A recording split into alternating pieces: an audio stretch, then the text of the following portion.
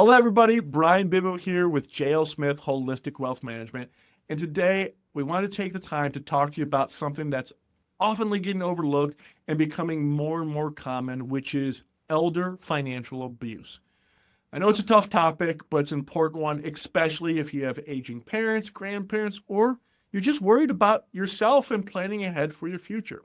Financial abuse can come in many different forms: scams, exploitations from caregivers or loved ones, or even manipulation by a family member. It can be subtle or it can also be all of a sudden. And unfortunately, it goes unnoticed until it's too late.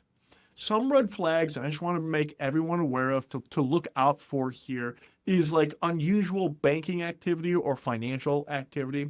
What do I mean by that is all of a sudden this person wants a $20,000 or a $40,000 withdrawal and they really can't explain what it's for, or they're falling behind on their finances. Sudden change of legal documents or beneficiaries can be another one. All of a sudden I want to change my durable power of attorney or my will, or I don't trust my children anymore. That's important. Or putting a beneficiary on an account that all of a sudden, not a family member, we've never even heard of them before. Those are the kind of things we look out for. One other one that's unfortunate is like, hey, new friends or caregivers all of a sudden seem a little too interested in the finances. So how can we protect ourselves and the people we care about? First of all, we got to have that conversation. It can be uncomfortable, but talking openly about finances can help reduce and build that trust. We have a financial estate organizer out there. I know all of our existing clients. Letting someone know where that financial estate organizer is so crucial.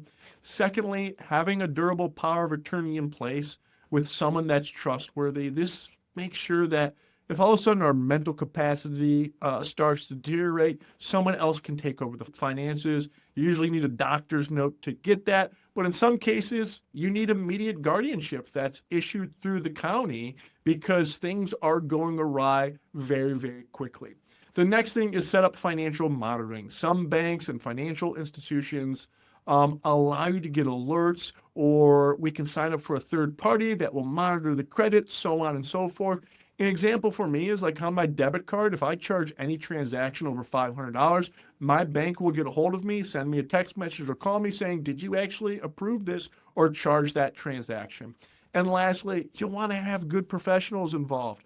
Good financial advisors like J.L. Smith, estate planning attorneys, or CPAs that can kind of serve as an arching objective layer for protection and accountability. At the end of the day, we know what it's all about. It's protecting ourselves and our loved ones. It's not about the dollars and cents. It's about that peace of mind.